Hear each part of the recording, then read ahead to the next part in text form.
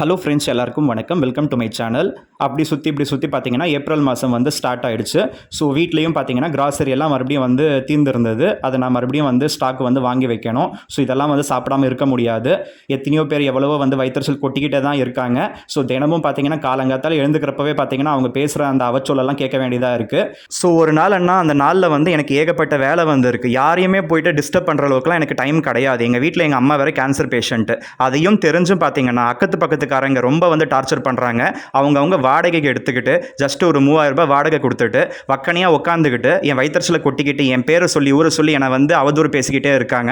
So நான் பாட்டு சும்மா இருந்தால் கூட பார்த்தீங்கன்னா அவங்களுக்கு வந்து பொறாமை குணத்தோட நம்மளை வந்து வெளியில் இழுத்து நம்மளை வந்து நாயடி பேயடி அடிக்கிறது இந்த மாதிரிலாம் ஏகப்பட்டது நடக்குது. இன்றைக்கி காலங்காத்தால் வந்து பக்கத்தில் ஒருத்தன் வந்து தேவையில்லாமல் பேசிக்கிட்டு என்னை வந்து வெளியில் வர வைக்கிறான். நான் வந்து வெளியில் போகலைன்றதுனால ஒரு பக்கெட் தண்ணியை எடுத்து வீட்டுக்குள்ளே வந்து ஊற்றிட்டான். எங்கள் அம்மா வந்து கிச்சனில் வந்து சமைச்சிக்கிட்டு இருக்காங்க. கொஞ்சம் கூட மனிதாபிமானம் இல்லாமல் ஏகப்பட்ட கெட்ட வார்த்தைங்கள்லாம் பேசி மனசை கஷ்டப்படுத்தி அது பத்தாதுன்னு சொல்லிட்டு அவளை தண்ணி எடுத்து வந்து ஊற்றினான். ஸோ எங்கள் அம்மா பார்த்தீங்கன்னா நான் சும்மா வந்து ஏதாவது பேசினாலே கத்துவாங்க. ஆனால் அவளை தண்ணி அதை எடுத்து ஊற்றுறான். தொடச்சிக்கிட்டு யார் செய்கிற பாவம் அவங்களோட போட்டோம், நீ வந்து கண்டுக்காதன்னு தான் சொல்கிறாங்களே தவிர. ஸோ இதெல்லாம் தாண்டி ஃப்ளிப்கார்ட்டில் கிராசரி ஆர்டர் வந்து நான் போட்டிருந்தேன். அது நான் ஆவடி வரையுமே நான் வந்து ட்ரெயினில் போயிட்டு நான் வாங்கிட்டு வந்துக்கிட்டு இருக்கேன். ஒரு 4-5 மாதமாக இதெல்லாம் எனக்கு எக்ஸ்ட்ரா எஃபோர்ட்டு.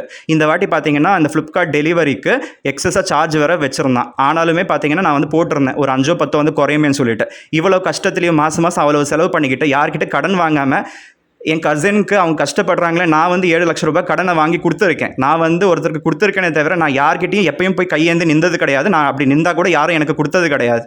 அந்த மாதிரி ஒருத்தனை பார்த்தீங்கன்னா எல்லாரும் பொறாமை குணத்தோடு எப்படியெல்லாம் வந்து பேசணுமோ, எப்படியெல்லாம் வந்து வயிற்றுச்சலை கொட்டிக்கணுமோ, எப்படியெல்லாம் வந்து பயம்புறுத்தி நம்மளை வந்து வீட்டை விட்டு வெளியில் வராத அளவுக்கு ஹோம் அரெஸ்ட் பண்ண முடியுமோ பண்ணிக்கிட்டு இருக்காங்க. எவ்வளவு தப்பான ஒரு விஷயம். அந்த மாதிரி ஆளுங்களுக்கு கடவுளாக இறங்கி வந்து புத்தி சொன்னால் தவிர அவங்களுக்கு வந்து திருந்த மாட்டாங்க. அவங்களுக்கு மனசாட்சி இல்லாத மிருகங்கன்றதுனால அவங்க மனசாட்சியும் அவங்கள திருத்தாது. இந்த மாதிரி அவங்க பேசிட்டாங்களே, இந்த மாதிரி அவங்க வந்து நம்மளை அவமானப்படுத்திட்டாங்களேன்னு சொல்லிட்டு நம்ம வீட்டுக்குள்ளேயே உட்காந்துக்கிட்டு இருந்தாலும் ஆகாது. நான் அதனால் பார்த்தீங்கன்னா நான் போயிட்டு நான் என்னுடைய கிராசரி எல்லாமே நான் வாங்கிட்டு வந்தேன். இதில் என்ன ஆச்சுன்னா காலையில் அவ்வளோ பேச்சு பேசினதுனால எனக்கு அங்கே ட்ரெயின் வந்து ஃபாஸ்ட்டாக வந்துக்கிட்டு இருக்கு. டக்குன்னு நான் கிராஸ் பண்ண போனேன். இந்த மாதிரி இவங்கெல்லாம் டென்ஷன் பண்ணுறதுனால தாங்க இந்த மாதிரி ஆக்சிடென்ட்லாம் கூட ஆகுது. அது பத்தாதுன்னா அங்கே நான் மார்க்கெட் வரையுமே நான் போனேன். அங்கே காய்கறி வந்து வாங்குறதுக்கு எனக்கு மனசு வராமல் எனக்கு ஏதோ வந்து ரொம்ப வந்து டிப்ரெஷனில் வந்து நான் திரும்பி வந்துட்டேன். அவ்வளோ தூரம் போனதுக்கு டெலிவரி சார்ஜஸ் வேறு இருக்குது. ஸோ பைக்கில் வேறு போனேன் இங்கே ரயில்வே ஸ்டேஷன் வரையும். அது இதுன்னு சொல்லிட்டு ஒரு 40 ரூபாயிலேருந்து 50 ரூபாய் எனக்கு செலவாச்சு. அப்படி செலவானப்போ அங்கே காய்கறி வாங்கிட்டு வந்திருந்தா எனக்கு கொஞ்சம் லாபம் இருந்திருக்கும். அதுவும் இல்லாமல் போச்சு இவங்களால.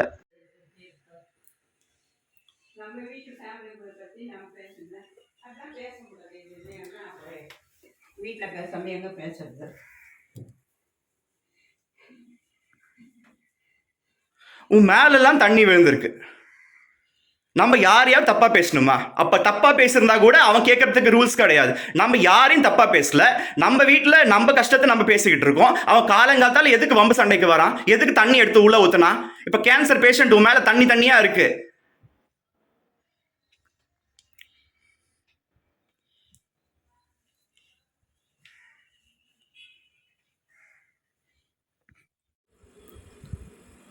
ஸோ ஃப்ளிப்கார்ட்டில் பார்த்தீங்கன்னா இப்போ நான் 2 கிராசரி வந்து நான் போட்டிருந்தேன். ஸோ இந்த வாட்டி பார்த்தீங்கன்னா கிராசரிக்கு டெலிவரிக்கு சார்ஜஸ் வந்து அப்ளிகபிள்னு போட்டிருந்தாங்க. ஒரு டெலிவரிக்கு 9 ரூபா. ஸோ நான் 2 டெலிவரி நான் போட்டிருந்தேன் அந்த 1 ரூபி ஆஃபருக்காக. ஸோ கடைசியில் பார்த்தீங்கன்னா 2 டெலிவரிக்கு 18 ரூபா நான் வந்து எக்ஸஸாக பே பண்ணுற மாதிரி வந்தது. ஸோ நான் என்னென்னலாம் வாங்கியிருக்கேன்னு நான் காமிக்கிறேன். ஸோ இந்த மில்கி மிஸ்ட்டில் டெய்ரி ஒயிட்னர் வந்து 1/2 kg பேக்கெட் வந்து நான் 3 வாங்கியிருக்கேன். ஸோ இது வந்து பார்த்தீங்கன்னா ஒன்று 201 ரூபா, மற்ற ரெண்டும் பார்த்தீங்கன்னா 200 ரூபா. அந்த டெலிவரி சார்ஜஸ் வந்து ஈக்குவலாக ஸ்ப்ளிட் பண்ணி போட்டிருக்கான்னு நினைக்கிறேன். ஸோ இது வந்து 1/2 kg 200 ருபீஸ்க்கு கிடைக்குது.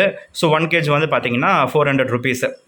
ஸோ நெக்ஸ்ட்டு இந்த சக்கரை இந்த உப்பு வந்து பார்த்தீங்கன்னா 800 ரூபாய்க்கு மேலே வாங்கினா 1 ரூபின்னு சொல்லி கொடுப்பாங்க. ஆக்சுவலாக இதோட ரேட் வந்து பார்த்தீங்கன்னா 3 ரூபான்னு போட்டிருக்கான். அந்த டெலிவரி சார்ஜஸ் வந்து பார்த்தீங்கன்னா இதில் ஆட் பண்ணிட்டாங்க. ஸோ நெக்ஸ்ட்டு பார்த்தீங்கன்னா இது சென்னா டால் சொல்லுவாங்க இல்லையா, கடலப்பருப்பு. இந்த கடலப்பருப்பு வந்து பார்த்தீங்கன்னா 1 கிலோ பேக்கெட்டு 95 ரூபாய்க்கு கிடச்சிருக்கு. ஸோ இது ஃப்ளிப்கார்ட்டோட ஓன் பிராண்டு தான். நாங்கள் எப்பயும் யூஸ் பண்ணிக்கிட்டு தான் இருக்கும், நல்லா தான் இருக்கும். ஸோ 1 கிலோ 95 ரூபா. ஸோ மற்ற பிராண்ட்லலாம் 135 ரூபாய்க்கு கம்மியாக இல்லை. அதனால் நான் இது தான் வாங்குவேன், நல்லா தான் இருக்குது. ஸோ நெக்ஸ்ட்டு பார்த்தீங்கன்னா உடச்ச கடலை. ஸோ உடச்ச கடலை வந்து பார்த்தீங்கன்னா இது 1/2 kg பேக்கெட் நினைக்கிறேன். நான் 2 வந்து வாங்கியிருக்கேன். ஸோ 61 ரூபா ஒன்று. ஸோ இது வந்து பார்த்தீங்கன்னா ஃப்ரைட் கிராம் டால்னு போட்டால் வரும். ஸோ இது வந்து பார்த்தீங்கன்னா 1/2 kg. ஸோ 95 ரூபா போட்டிருக்காங்க, நமக்கு கிடைச்சது 61 ரூபா தான். ஸோ இது ஒட்டுமொத்தமாக பார்த்தீங்கன்னா இப்போ நம்ம பார்க்க போகிறது அடுத்த செட் ஆஃப் டெலிவரியில் நமக்கு கொடுத்த ஐட்டம்ஸு. அதில் ஃபஸ்ட்டு மெக்ரோனி பார்த்துக்கிட்டு இருக்கீங்க. ஸோ இது வந்து பார்த்தீங்கன்னா 800 கிராம் கொண்ட பேக்கு நமக்கு 66 ருபீஸ்க்கு கிடச்சிருக்கு. அந்த 9 ரூபா டெலிவரியை வந்து ஸ்ப்ளிட் பண்ணி போட்டிருக்காங்க. அதனால தான் கொஞ்சம் வந்து ஒரு 2 ரூபா 3 ரூபா ஒரு சில ஐட்டமில் வந்து கூடியிருக்கு. ஸோ நெக்ஸ்ட் நீங்கள் பார்க்குறது இந்த ரோஸ் மில்க் அந்த எசன்ஸு நல்லா வந்து பாலை காய்ச்சிட்டு நம்ம ஃப்ரிட்ஜில் வச்சுட்டு நம்ம அதில் வந்து இது நல்லா வந்து போட்டு கலந்துட்டு குடித்தாலே போதும். ஸோ சக்கரைலாம் சேர்க்க தேவையில்லை. ஜஸ்ட் இதுவே கொஞ்சம் குவான்டிட்டி நிறைய நம்ம போட்டு கலந்து நம்ம வந்து குடிக்கிறப்ப ரொம்ப சூப்பராக இருக்கும் ரோஸ் மில்க்கு. ஸோ இது வந்து ஃப்ரிட்ஜில் நம்ம வந்து ப்ரொடெக்ட் பண்ணிக்கலாம். ஒரு 2 இயர்ஸ் வரையுமே எக்ஸ்பைரி டேட் வந்து இருக்கும். ஸோ இது வந்து பார்த்தீங்கன்னா 157 ரூபாய்க்கு கிடச்சிருக்கு. நெக்ஸ்ட்டு தனியா வந்து பார்த்தீங்கன்னா இது வந்து 200 கிராம்ஸ் நினைக்கிறேன், 2 வாங்கியிருந்தேன். ஸோ 100 கிராம்ஸ், அதாவது 2 200 கிராம்ஸ் வாங்கியிருக்கேன். ஒரு 100 கிராம் வந்து பார்த்தீங்கன்னா 19 ரூபா தான் கிடச்சிருக்கு. ஸோ நெக்ஸ்ட் பார்த்தீங்கன்னா இந்த பான்சி ரவை. இப்போலாம் பார்த்தீங்கன்னா நார்மல் ரவை வாங்குற மாதிரி பான்சி ரவை. ஆக்சுவலாக நார்மல் ரவை வந்து மறந்துட்டு இருக்கேன். கடைசியில் பார்த்தீங்கன்னா பான்சி ரவை தான் அதிகமாக யூஸ் பண்ணிக்கிட்டு இருக்கும். உப்புமா செஞ்சு சாப்பிட்றதுக்கு நல்லா இருக்குது, கிச்சடி மாதிரி செஞ்சால். அது வந்து பார்த்தீங்கன்னா நமக்கு 56 ரூபாய்க்கு கிடச்சிருக்கு 1 கிலோ பேக்கெட்டு. நெக்ஸ்ட்டு பான்சி ரவையிலேயே பார்த்தீங்கன்னா இன்னொரு பிராண்ட் வந்து பார்த்தீங்கன்னா 1/2 கிலோன்னு நினைக்கிறேன். ஸோ இது வந்து பார்த்தீங்கன்னா 1/2 கிலோ. ஸோ 1/2 கிலோ வந்து பார்த்தீங்கன்னா இந்த பிராண்டு ட்ரை பண்ணி பார்க்கலான்னு சொல்லி நான் வாங்கியிருந்தேன். ஸோ இது வந்து பார்த்தீங்கன்னா நமக்கு 26 ரூபாய்க்கு கிடச்சிருக்கு. ஸோ நெக்ஸ்ட்டு நீங்கள் பார்க்குறது உப்பு வந்து பார்த்தீங்கன்னா இந்த செட் ஆஃப் கிராசரியில் 2 ரூபாய்க்கு கொடுத்துருக்காங்க. ஸோ சர்க்கரையுமே பார்த்தீங்கன்னா 2 ரூபாய்க்கு கொடுத்துருக்காங்க. ஸோ இது வந்து பார்த்தீங்கன்னா கிஸ்மிஸ்ன்னு சொல்லுவாங்க இல்லையா, இந்த திராட்சை பழம். ஸோ இந்த பொங்கலுக்கு சக்கரை பொங்கலுக்குலாம் போடுவாங்க பாருங்கள், சும்மா கூட சாப்பிட்லாம் அது. அதனால் பார்த்தீங்கன்னா அம்மா கேட்டிருந்தாங்க. இது வந்து பார்த்தீங்கன்னா எவ்வளோ குவான்டிட்டின்னு பார்ப்போம். 45 ருபீஸ்க்கு கிடச்சிருக்கு. ஸோ இது வந்து பார்த்தீங்கன்னா 200 கிராம் 45 ருபீஸு. ஸோ இது வந்து பார்த்தீங்கன்னா நார்மல் தான், 10 ரூபாய்க்கு தான் கொடுத்துருக்காங்க. அதோட எம்ஆர்பியும் 10 ரூபா தான். ஸோ நெக்ஸ்ட்டு இது வந்து பார்த்தீங்கன்னா முந்திரி. நாங்கள் இந்த முந்திரி வாங்குகிறோம், சும்மாவே சாப்பிட்டுட்டு காலி பண்ணிடுறோம். ஸோ அம்மாவும் ஒரு பக்கம் சாப்பிட்டுடுறாங்க, நானும் வந்து சாப்பிட்டுக்கிட்டே இருக்கேன். ஸோ டேஸ்ட் வைஸ் நல்லா தான் இருக்குது. இது 1/2 கிலோ பேக்கெட்டு. ஸோ 314 ரூபா இது. ஸோ இது வந்து பார்த்தீங்கன்னா டாப் ராமன் நூடுல்ஸு. ஸோ இந்த நூடுல்ஸ் வந்து பார்த்தீங்கன்னா நமக்கு 84 ரூபாய்க்கு கிடச்சிருக்கு. ஃபேமிலி பேக்கெட்டு 8 பேக்கு வந்து இருக்கும். அதாவது 8 நூடுல்ஸ் வந்து உள்ளே இருக்கும். 84 ருபீஸ்க்கு கிடச்சிருக்கு. எம்ஆர்பி வைஸ் கூட தான் இருக்கும். ஸோ இந்த ஒரு 12 ஐட்டம்ஸ் வந்து நான் தனியாக வாங்கியிருந்தேன். இது வந்து 800 ருபீஸ் நினைக்கிறேன். ஸோ இது வந்து பார்த்தீங்கன்னா தனியாக வாங்கியிருந்தேன். இது 823 ருபீஸ் நினைக்கிறேன். ஸோ ரெண்டுமே சேர்த்து 1600 வந்து க்ராஸ் பண்ணியிருந்தது.